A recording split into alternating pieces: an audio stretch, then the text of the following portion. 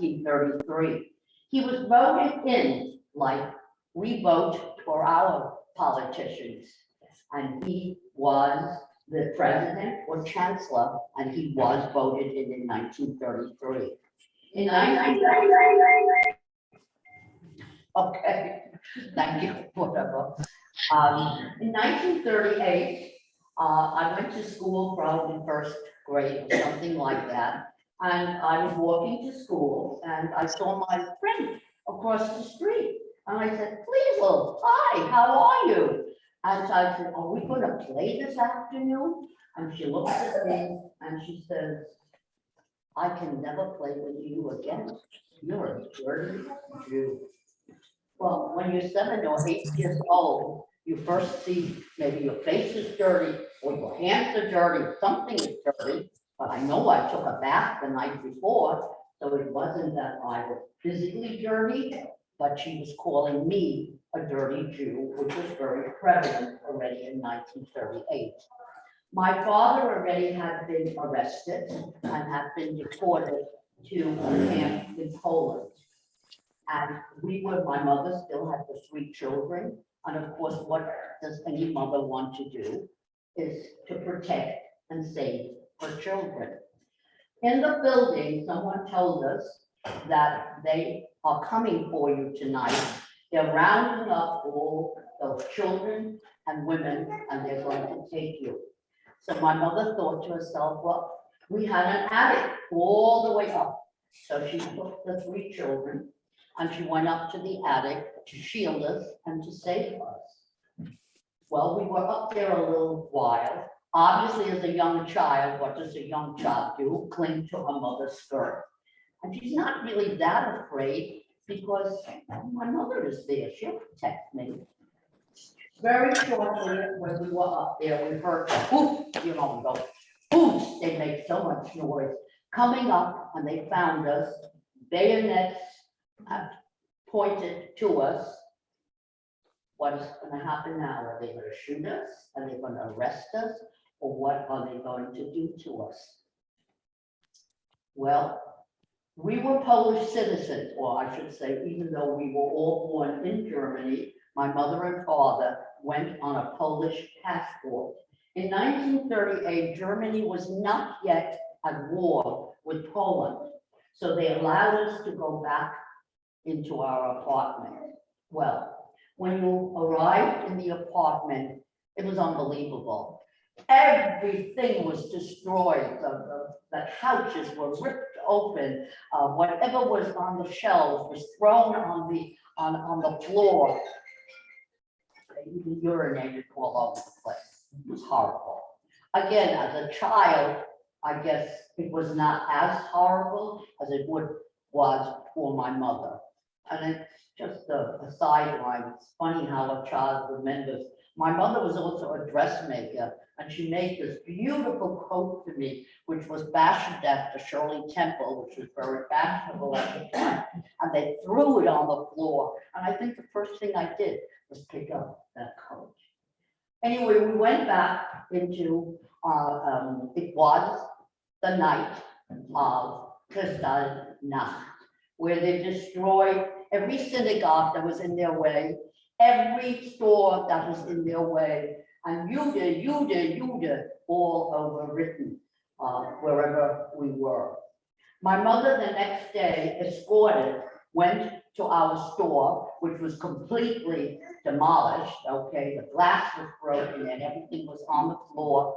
We went with a guard and she was not able to take anything out of it. We went back to our apartment and lo and behold, they again told us they're coming to get you tonight. And they did. They came to the apartment and they took my mother and the 3 children and they took us to jail or a holding place. From that holding place, they took us and they put us in, and I'm sure you have seen it already, I'm sure you've gone to the museum and into a cattle car, which is a cattle car, no air, no ventilation, no toilet, no food, no nothing at all. pushed in hundreds and hundreds of people into this cattle car. And we were taken to, not taken, the cattle car went to Poland. Well, again, I have mentioned that Poland was not yet at war with Germany.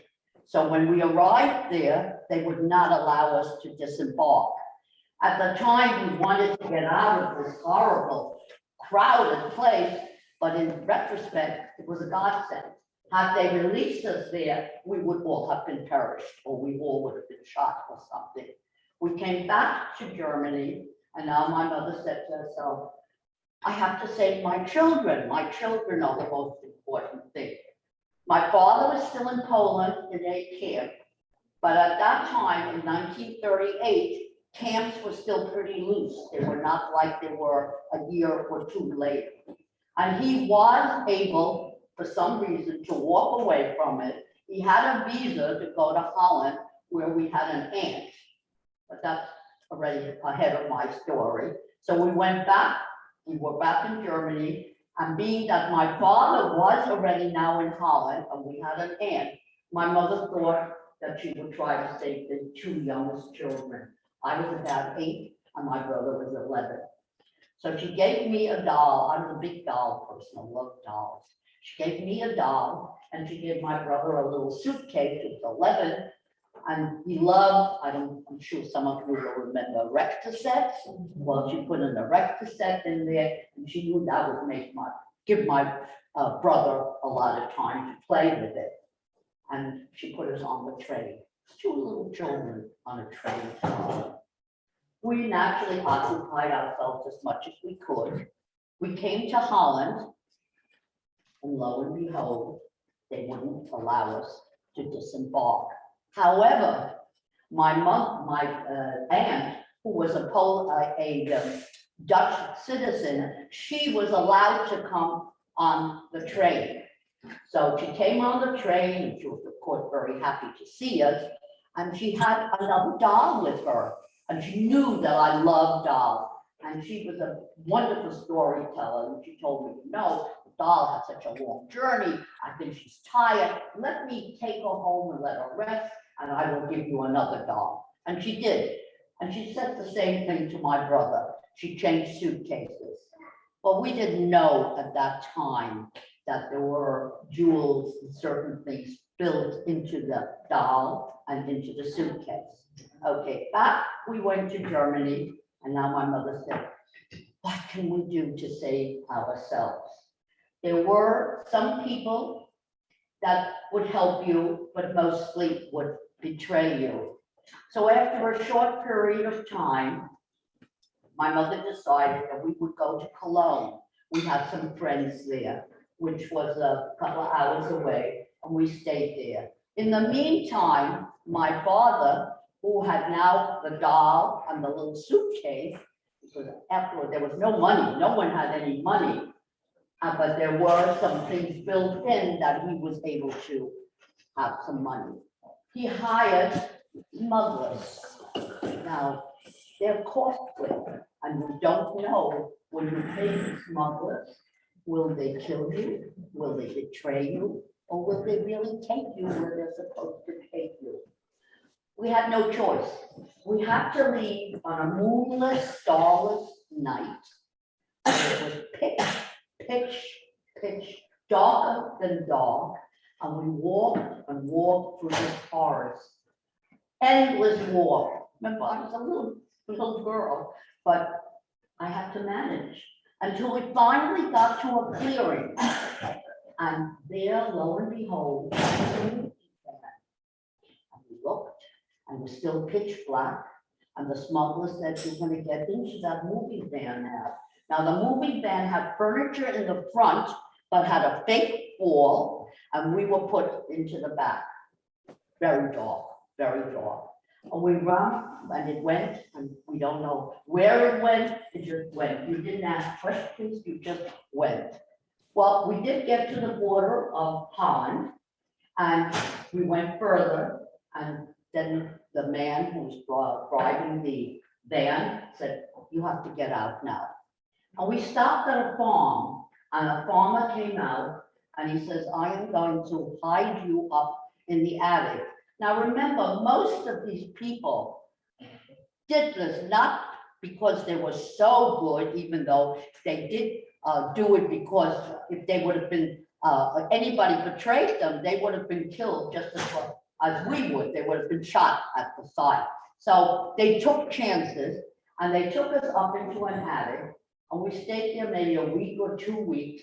We couldn't make a sound. We could not go out.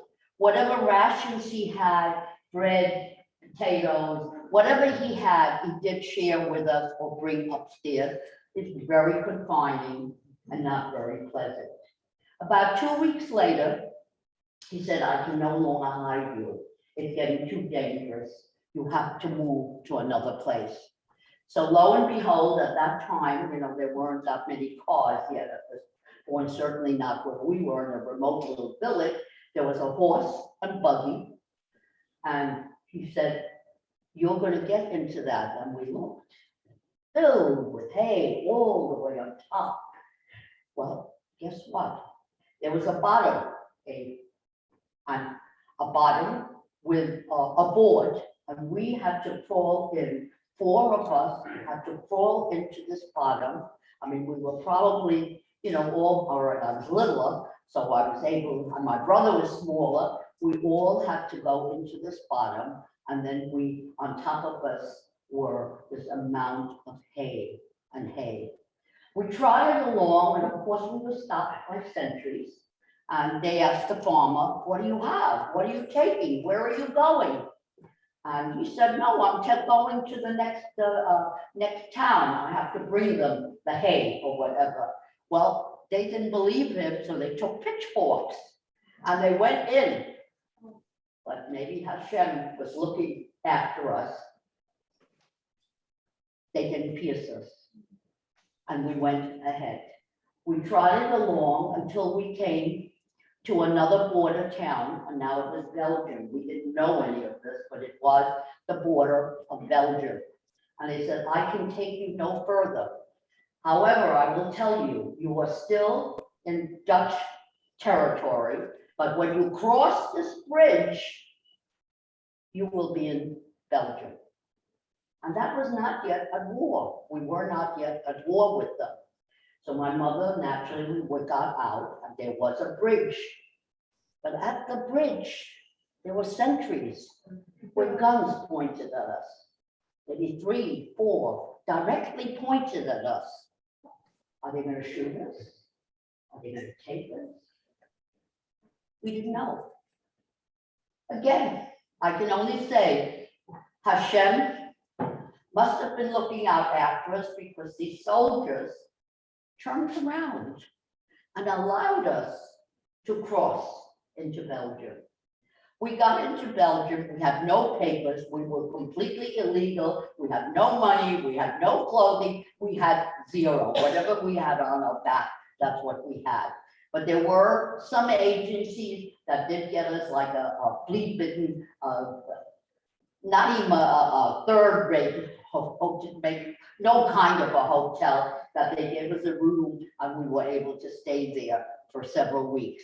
In the meantime, my father, who was now in Holland, was able to secure passage to England. Again, I have to emphasize the fact it was very expensive. Each person, if I recall, and it's documented, was maybe 275 at that time dollars, or 200 for each person. But being that my father did have some of the gems and some of the things that my mother built into it, he was able to secure passage for us.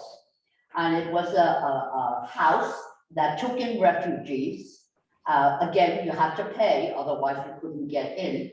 And we did arrive. Well, no, before that, finally, my father gave us notice that at such and such a day, you have to go down to the pier and you're going to go on this boat, and this boat is going to cross the channel and you will be in England.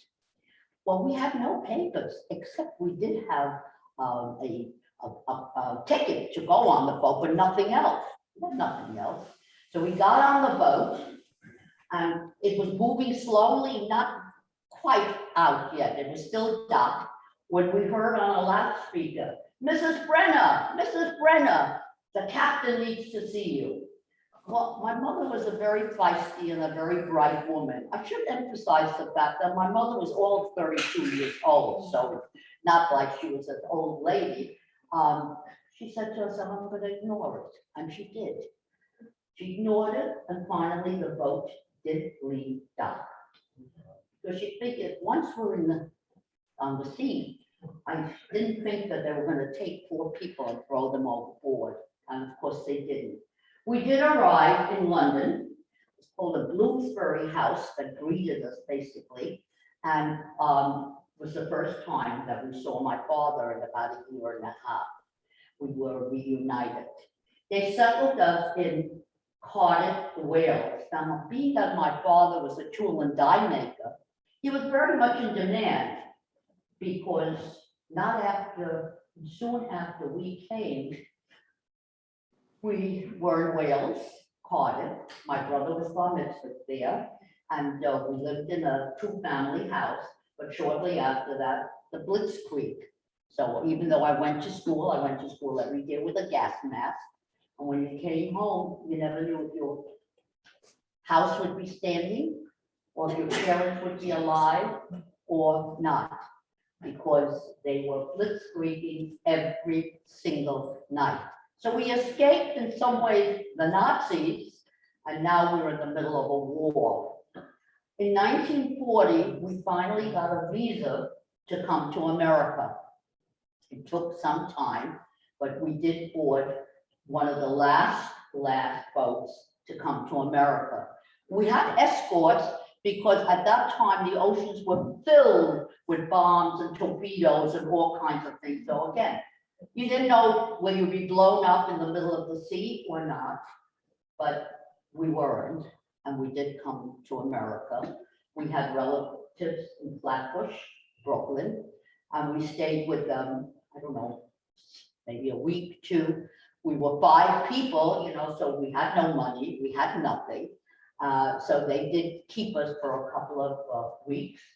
And then my father, again, as I said, he was a skilled craftsman. He was able to find employment, and he did. And my mother was a seamstress, so she was able to find employment. However, 5 of us still lived in one room on 72nd Street, I believe it was. But eventually we were able to move to Washington Heights, where we did get a 2-bedroom apartment. And the rest of it is growing up in the United States, being very thankful that we were alive and that we came here as a family. My father eventually opened a jewelry store in Washington Heights. My mother helped him. I grew up, I went to high school and I went to college, and I became an early childhood person. And I always felt that was a calling for me, because I didn't have a childhood, and I wanted to be part of children and part of their childhood, that they could grow up free and do all the things that they should be, surrounded with love and security, and et cetera, et cetera. And I was here, like I told you, 35 years. Now, before I finish, I need to, you can ask me all the kinds of questions, and we have to ask ourselves, how could this have happened? How could ordinary people that went to work, that had families, that listened to Beethoven, that petted their dog, how could they surround themselves with so many people that felt it was necessary to murder not only 6 million Jews, but murder millions of undesirables, what they call undesirables? How could it be? How? Well, so far, I don't think even the historians have answers, but it's a little bit of an answer. The world was quiet. No one spoke up. The whole world did not say boo. So I'm telling you, as young people, When you see someone that is unkind or bullying somebody or says something, don't be afraid to speak up. We cannot be silent. We have to be heard. We have to be heard at all times.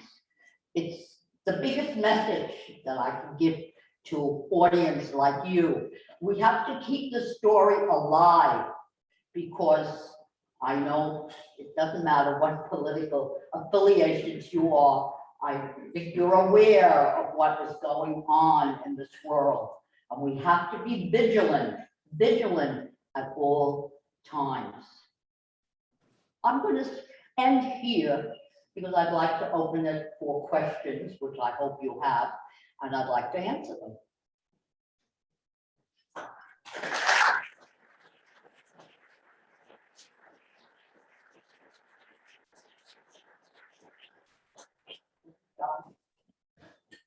I just want to thank you for speaking. There's so many millions of questions in my head. I don't know which one is coming first. Well, please do. And if I don't hear you the first time, somebody will have to repeat it. My hearing is not that great. But for you to come and speak like this is the greatest mitzvah, and to pass this down is just phenomenal. And I just want to thank you. I'll come up with all the questions. Okay. Well, I don't feel it's a privilege. I feel I need to do this for all the voices that you don't hear. True. You want to? Oh, sir, who's my father-in-law? Have you ever gone back to Germany and confronted some of the neighbors that turned against you after this happened? On my 25th wedding anniversary, my husband, who was Viennese, decided he wanted to show his children where he was born. So we went to Vienna first, and he went to his apartment that he had lived in, and he did confront, but you know, it didn't mean anything. I was not anxious to go back to Nuremberg. I had a hatred in me, a quiet hatred. I didn't speak about it, but it was a quiet hatred. I wanted nothing to do with Germany. As young as I was, I felt this hatred in me. But my husband sort of insisted that we should show the children. And we did. We went to Nuremberg. My house was bombed away. There was no house there anymore. My father's business was no longer. We did go, we certainly went to Nuremberg, like I said to you, that was the place where Hitler made his biggest speeches, where you ever watch anything with the Heil Hitler, in unison. And that is, of course, my son had to take a picture of that. And we do have a picture of it. Did I feel comfortable there? I wasn't afraid, but I still had this inner hatred of what they perpetrated, even though at that time, the chances are those people that we met were not the ones that were guards at concentration camps or were the killers, but their parents or grandparents were. And I still harbor a lot of resentment inside. I always question why did this happen? No answer. I have a question. Did you know Henry Kissinger? I'm sorry? Did you know Henry Kissinger? He was a student at the. Henry Kissinger. Henry Kissinger. Yes, as a matter of fact, my sister went to school with him. Yeah. Okay, he was born in Fürth, Germany, and Henry Kissinger and my sister were the same age, and she went to school with him. His uncle did, we'll talk to you later, his uncle did, his father and his uncle were in Nuremberg, they were born there and they came here, and they were. Herbert and Leo Katz. They what? Herbert and Leo Katz. Small world, right? Okay. Very small world, yes. I mean, I met him in talks, you know, I went to some of his talks of it, but my sister, yes, she went to school with him. Yes. You'll have to repeat. I mean, whatever, I can't hear them. Sorry, I was just gonna ask, did you come up with family review? What happened to the family Holland, and how did they fare? Did they get out? What? Did you have other family in Germany and the family in Holland? How did they fare? What happened? My Aunt Eva went to Auschwitz.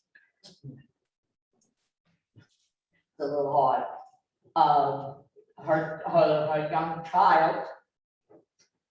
I don't usually do this, no, okay. I'm just thinking of her, what she went through. Her husband was killed actually late on the, if you know some of your history, and before they were liberated, it was the Death March where he was shot. But she did find her child, who now lives in Israel, my cousin Hans, who has 10 grandchildren, so he couldn't annihilate it. He did live to bring a family over. But they, my aunt, as I said, was 85 pounds, naturally, cholera and all kinds of sicknesses. She did come to America several times. That was my mother's sister. And she lived a fairly long life, but she went through that. You don't know how anybody survived.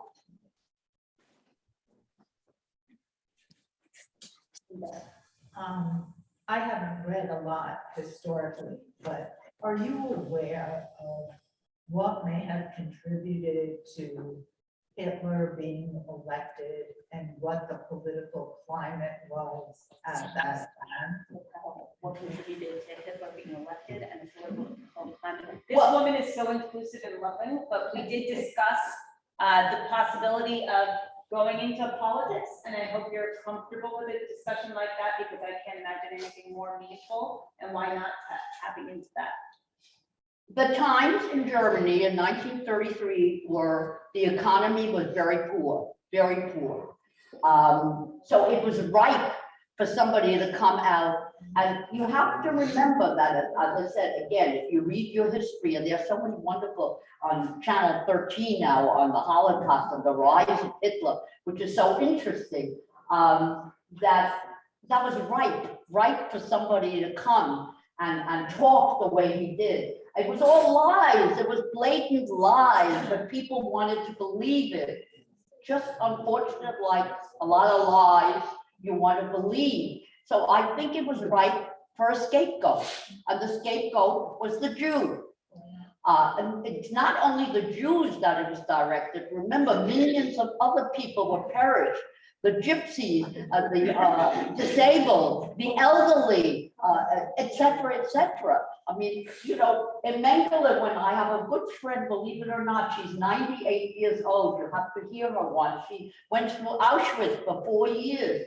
And when she got into the camp with her parents and her brother, Mengele, Dr. Mengele, which I'm sure you're all familiar with, the angel of death, was standing there.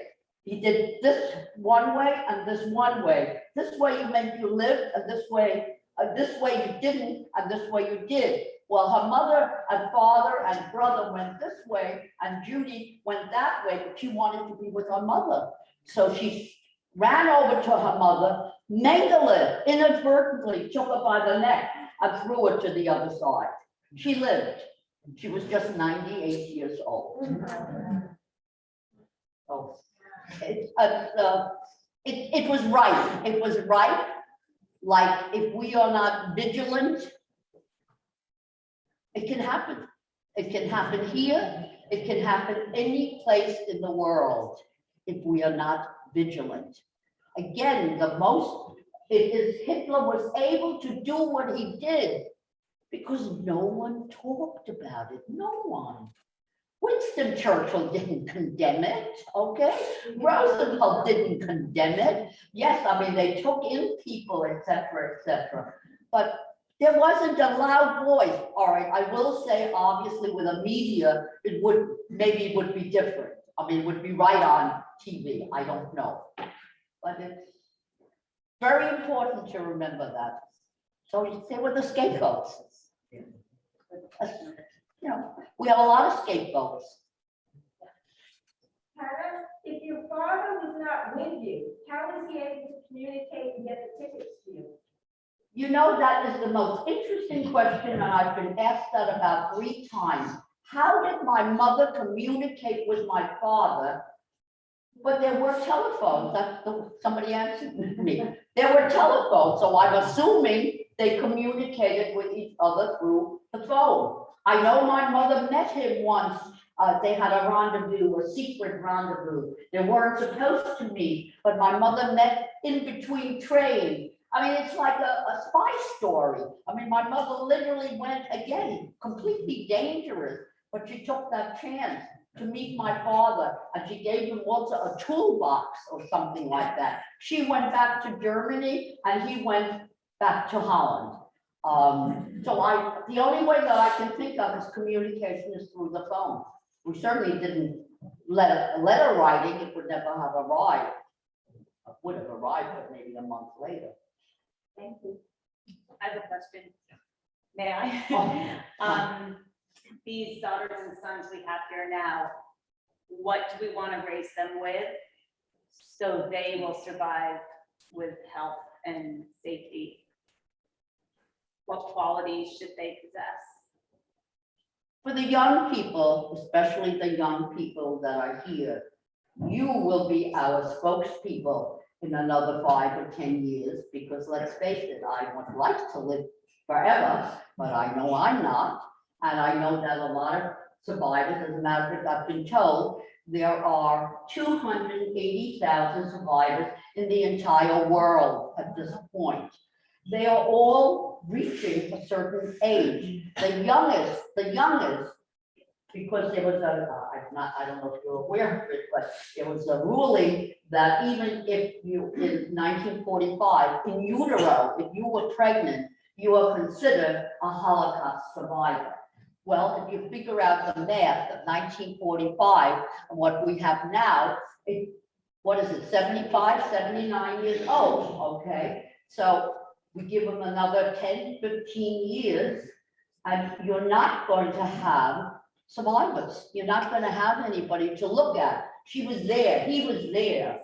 He really, so it's up to you, well, especially the young people. You need to keep it alive. We have the Holocaust committee, which is an educational committee that all of you should be aware of, all of you should be part of. It's an educational, they do enormous amount of things, and that's the way to keep it alive. The only way. And again, like I said before, if you are in school, you're in college, college has an enormous amount of anti-Semitism on their ground. If you are there and if you are a student there, it is your job, it is your duty not to be offensive. No one needs to be offensive. Nobody needs to insult anybody, but to speak up, explain, to educate them, educate. You know that. My question is, so I'm Diana, Hannah's daughter-in-law, and I've heard your story many times, and every time I get like a new detail that I haven't heard before. So I'm very appreciative of you being here to share your And I'm story. appreciative of you. Afterwards, was there ever any attempt or ability to reconnect with the person, the farmer who like drove the cart? Was there any possibility of like finding who that person was and thanking them?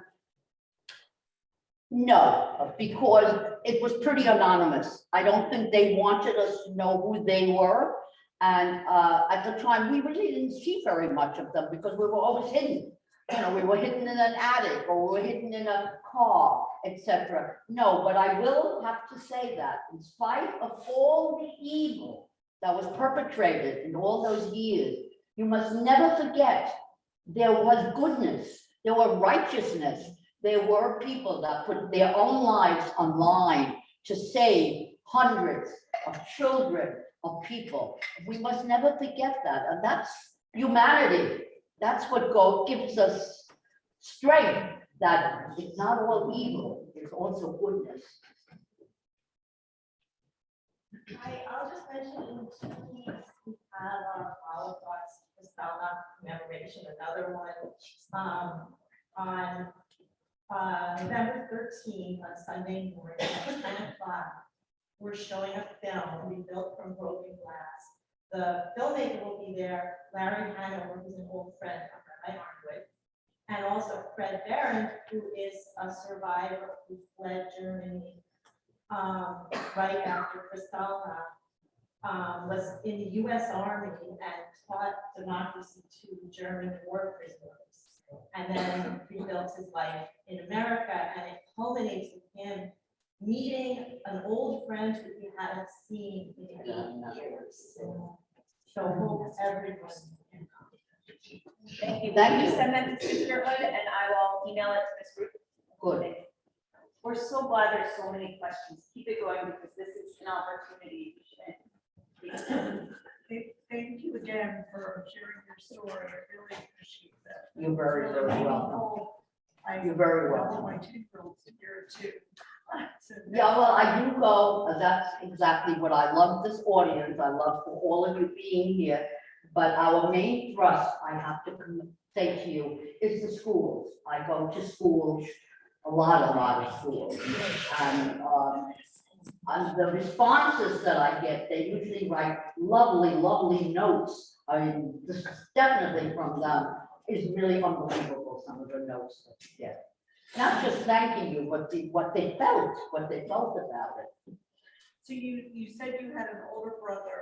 Can you, and one other sibling, can you tell us, was that a brother, sister? How- Well, I had a brother who was very successful here. He was a scientist, actually, all over the world. He unfortunately died about 4 or 5 years ago. And my sister really, unfortunately, in some ways got the brunt of it. She was the oldest. So when we got to England or even to America, schooling for her was not an option. She had to go to work because we had no money. So, but she had a career too, and she married and had children. And so we all have children, and we were blessed. We were thankful and we were blessed. I feel that every day and now my family is way bigger. I just have 2 brand new great-grandchildren, 2 babies, and I'm very grateful. It's very, very grateful. I'm going to say Hannah has 3 children, one of which is here now, 10 grandchildren, and 4 great-grandchildren. So, you know, no, he couldn't do it. He could not annihilate us. Yeah. I and so many other people are here to continue our Judaism and our Jewishness and our lives. And that's very important, very important. Have you ever been forced to confront a Holocaust denier? Confront the Holocaust denial. Have you ever been on a program or No, attacked? the only one that I saw, the English trial, with, I'm sure you should see it, if you didn't, it's wonderful, where it is the Holocaust denial, where they go on trial, and she does win, to show that there was a Holocaust. No, I personally have never confronted anyone. I don't know if I ever put myself into that position. I mean, I don't talk about it unless, you know, you want to hear what I have to say. I don't push myself on you. So no, I have not confronted that. But it's still here, very much here. Ruth would tell us about that, right?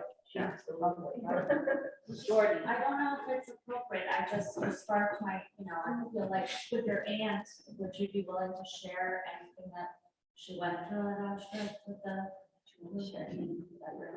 And her experience in Auschwitz. She said it right now. If you don't. Oh, my aunt in Auschwitz, again, I have to give you a little history. Holland was not overrun by the Germans until about 1942. My aunt and Anne Frank at the same time went to Auschwitz. They were, Anne Frank was betrayed and arrested, and so was my aunt. They also were betrayed. And my aunt, I told you, had one little boy.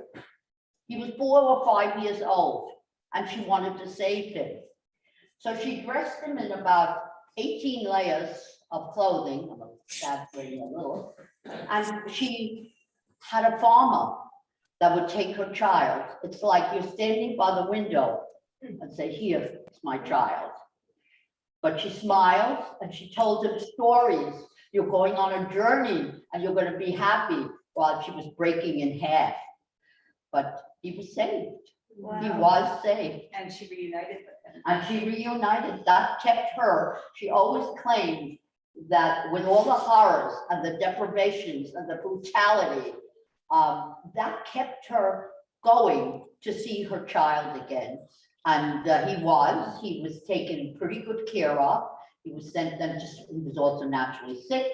He was sent to Switzerland, what they called parents, the sort of parents that would look after him. And she was reunited with him. And he is, as I said, they all went back to Holland. As a matter of fact, she got her old apartment back, which I have been to several times. And she lived a fairly decent life as a widow and as a mother, but she survived. She survived. And there's another thing you will find, again, through history books, that the people that were born from a Polish descent or came from the eastern side, rather than the comfort stations where there were tablecloth and napkins and silver and et cetera, they perished much quicker than the ones that knew what a piece of bread was or lived on the floor or something like that. The percentage, when you look at it, is much higher for those people. My uncle, her husband, he was one of those that would take a teacup, you know, with his pinky and a Rosenthal teacup, let's say, you know, I'm not sure, making that up. But he was, it's amazing even that he was able to survive the years he did, but on this death march, which, you know, they tried to kill as many inmates as they possibly could when they knew it was getting closer and closer for losing the war, that they were practically all killed. But she was a wonderful woman. How did she find her child? How did what? How did she find her child? Did she go back? Oh, Hans, he's wonderful. After the war, did she go back to the farm? How did she find him? Oh, she found him through agencies. You know, she was sick herself. She was all of 85 pounds or 80 pounds, and she had like cholera or hyper, you know, one of those miserable diseases. And she searched. I mean, she didn't find him right away, but she did find him. And foster parents, that's what they call Pflegeeltern, that's fine. So it tells it in German, but I couldn't find it in English. And he was sent actually from Germany to Switzerland to recuperate because he was a sickly child. And through various agencies, she did find him. When you came here, did you speak any English or you had to learn all of that here? Well, the English that I learned was I lived a year in England, in Wales, Cardiff, Wales. And I did go to school there, even though I was 8. And as a child, as you all know, you can pick up a language very quickly. So I did have some English when I came here. And I right away went to 3rd or 4th grade when I came here, you know, went right through. So, you know, certain things, vocabulary and things like that was difficult for me because, you know, I didn't know, I wasn't born here. And when I did come, the one thing that was very disturbing, the sirens, and that almost made you, I remember crawling under the table because it was so reminiscent of the bombs and of what we lived through. And did you speak you spoke English? Did you teach your children to speak German? Did we teach you? Interesting enough, I have 3 children. My oldest child does not speak it, but she understands every word. The other 2, I don't know. I don't know why. I mean, but there's no reason. You know, my mother and father spoke broken English. I mean, was not but I don't even remember speaking that much German to them. I'm sure I did. But, you know, I grew up with the English language. So, and I didn't have that many people that you could converse in German. If you could, then maybe the children, I'm sorry that they did not learn how to speak German. Even though you have that feeling towards Germany of the 1940s, you still. It was still my treat it as mother your language. tongue. And the language didn't kill anybody. You know, you have to put everything a little bit in perspective also. Were you raised Reform? No, actually, in Nuremberg, I don't think there was even a reform movement at that point. It was either conservative or mostly Orthodox. We did belong to a shul, and it was Simchas Torah was one of my favorite, because at that time we had it a little different than we have it here. At that time, I remember, I can see the synagogue. The children all walked in circles around the synagogue with a paper bag, and then you just dropped in candies or goodies to the children. It was a very festive kind of, it was very festive. I just want to share with you, if I may, I mean, this is just a picture of what we were like. Going on picnics. My mother was a wonderful cook, so she made a wonderful, let's see what else I have here. This, you know, that every person had to wear, right on here. And usually when I go into a young group, I have a doll, and I have made the doll wearing the star, and it's very poignant to children to see that. I didn't bring it here because I didn't think you Is that needed an that. original? That's not an original. What? Is this an original? No, I made that, okay. I just want to give you a little, this is also my brother and my sister and myself, but you will see, yeah, you will see a cylinder tube-like. And if you go to Germany today, you will see that the same cylinder kind was this big, and was given to every child when they were 6 years old and entered school. And it was filled with all kinds of goodies. As I said, this is not some 50, 80 years ago. It is still prevalent today. If you Google it, you will find that every child that enters school gets a bag like that. And I happen to have found a picture of it. Very interesting. In Germany or? That's in Germany. And this is when I was just 2 years old.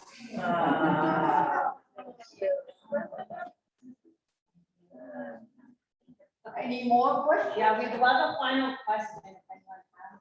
Oh, Did you come to Ellis Island, and if you did, what was that like? Yes, I've been to Ellis Island. We did not come through Ellis Island when we came here. We came directly to a pier, and we went right away to Flatbush, Brooklyn. We did not go, but I personally have been several times to Ellis Island. do we love her?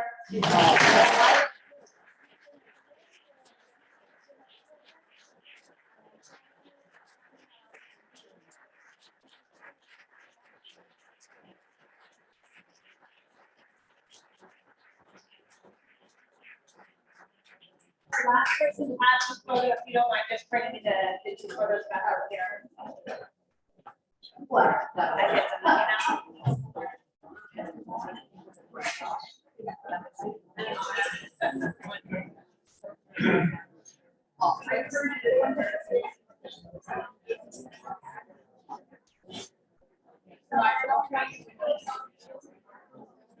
Well, you know, they have their partnerships.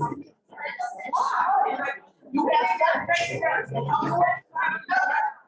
I only talk about it.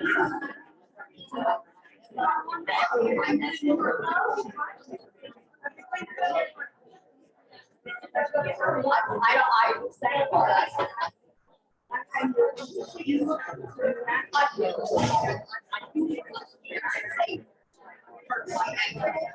No, but he said to you. Security.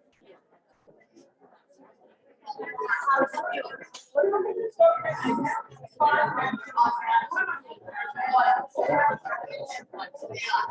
my love, I don't know if they'll remember me, especially I'm not good. So I never forget. You tell me why.